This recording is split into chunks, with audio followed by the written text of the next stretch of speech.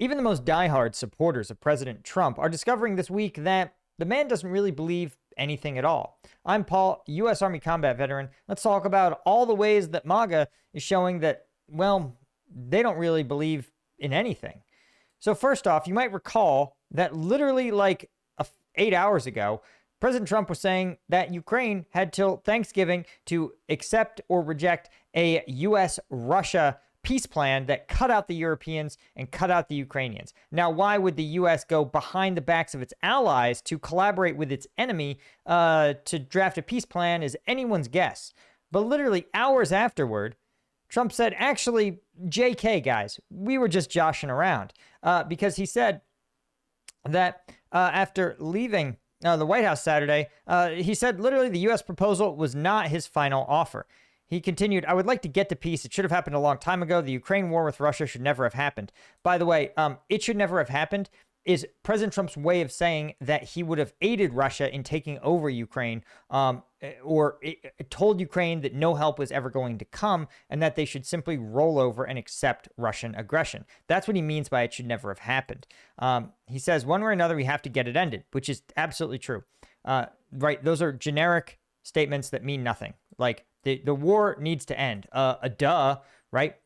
We need to get from war to peace. Again, like every war has ended with peace eventually. And yeah, war bad. Wow, what a take. So I think this is interesting because, well, admitting that there's still negotiations to happen is just a complete 180 from his previous stance. And it's fairly clear that this was never a serious proposal. Those of us that did the analysis, which we did on this channel, breaking down point by point, we found that it looked more like a brainstorming session in a Google Doc. It didn't even follow conventional grammar, let alone the structure of a real treaty. It contained provisions and questions that if you could somehow get these subpoints fleshed out, you would make you one of the greatest diplomats of the 21st century, including literally just like point 4 was resolve all issues between Europe and Russia, which, guys, if you can do that, you should email the State Department because, again, it would make you probably a diplomat on par with like Otto von Bismarck. It would put you on par with Peter the Great. You would be one of history's greatest leaders to roll out a century or more of peace between Europe and Russia. Okay, so that's the kind of deeply realpolitik thinking that goes into that treaty.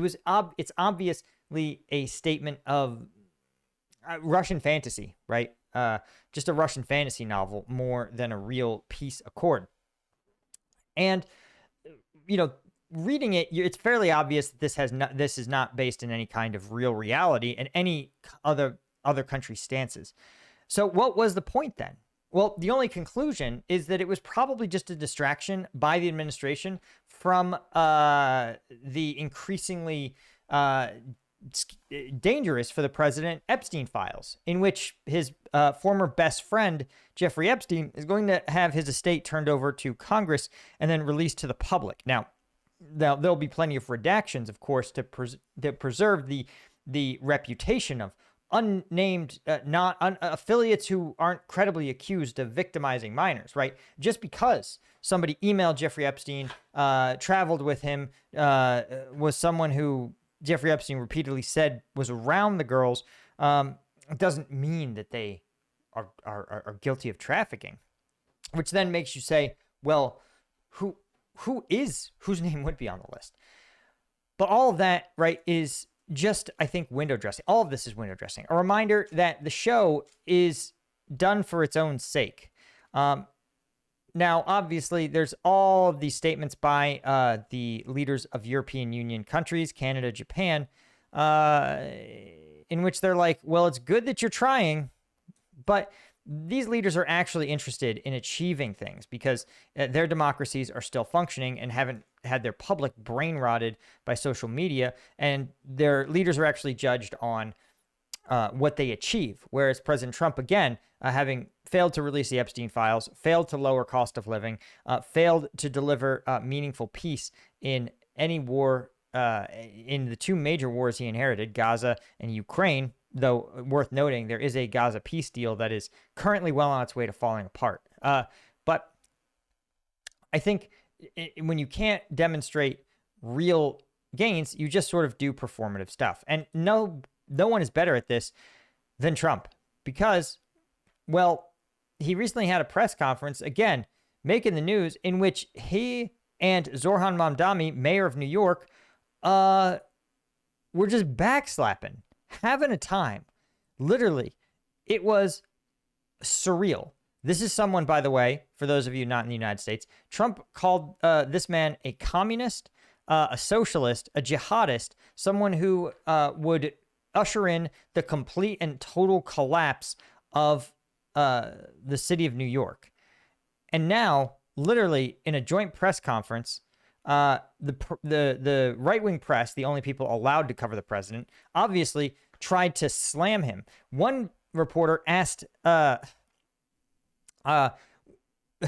Mamdani was asked by a conservative reporter on whether he thought the president was really a fascist. Before Mamdani could even get out a diplomatic answer, the president jumped in and threw him a lifeline. Mr. Trump said, quote, "That's okay. You can just say yes," looking amused by the whole thing. "Oh, okay. All right. It's easier," Trump continued. "It's easier than explaining it." And then had a good-natured chuckle, gave Mamdani a pat on the arm. "I don't mind." What? Right? It's insane. Trump glazed Mamdani, saying he came out of nowhere. He continued, "What'd you start off at? 1 or 2%? I watched. Who is this guy?" Right? And here's the funny part is, the president admits that he likes Mamdani because a lot of reporters come with him.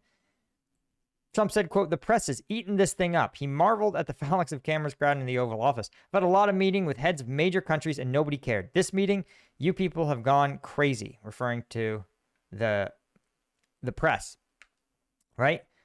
It's absolutely surreal. And one reporter asked Mamdani why he had flown on a plane to Washington instead of taking a train, knowing the latter would have been greener. Said, quote, and Trump chimed in, "If he flew, that's a lot quicker." He then turned to Mamdani saying, quote, "I'll stick up for you." What? This is insane. Like, absolutely, I'd be dumbfounded, except for the fact that, well, like, I mean, listen to some of the other things Trump said about Mamdani. He's going to surprise some conservative people, actually. Some of his ideas are really the same ideas I have. We agree on a lot more than I would have thought. I think the mayor can do some things that are going to be really great. Just absolutely wild. So remember, guys, if you really believe the things Trump tweets about killing people or whatever, you're the sucker, dude. You're the dummy. And we've talked about this on this channel. There's a reason why I don't cover Trump tweets, because they're not reflective of real policy changes, right? Again, the 28-point peace plan, really proposed, taken seriously, but his tweets are just tweets, dude. He just forgets them. He doesn't believe anything. And if you believe them, you're part of the scam. You're the victim in the scam. Look, Marjorie Taylor Greene is one of the victims in the scam. She was a Republican House of Representatives member who was a diehard Trumper, as hardcore Trumper as you can ever get. She believed every conspiracy theory except for ones that were negative to the president. From Pizzagates, she was a 9/11 truther.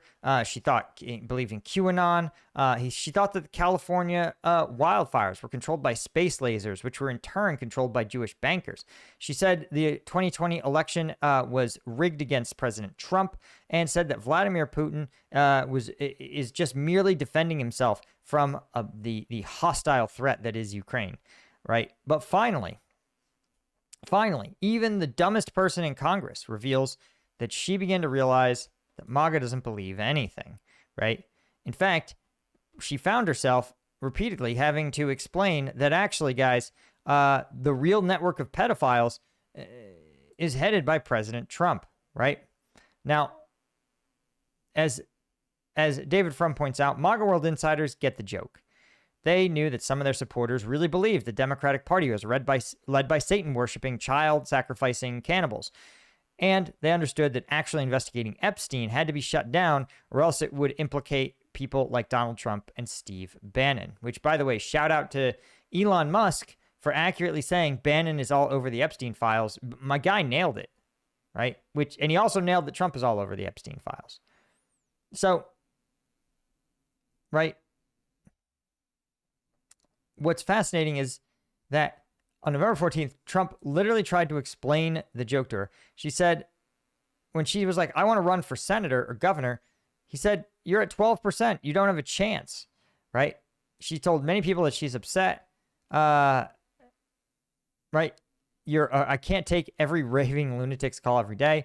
I understand that wonderful conservative people are thinking about primarying Marjorie in her district of Georgia. They're too fed up with her, right? And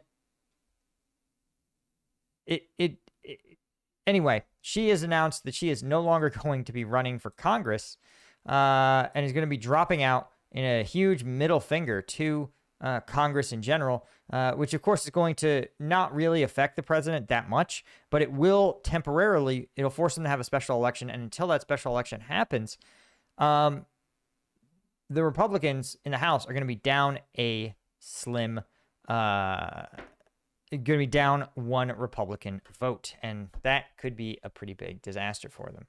So the fact is, the takeaway is that if you're Marjorie Taylor Greene, understand the president doesn't believe anything.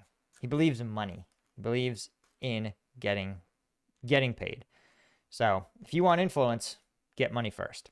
Anyway, guys, thanks to our Lieutenant Tier members.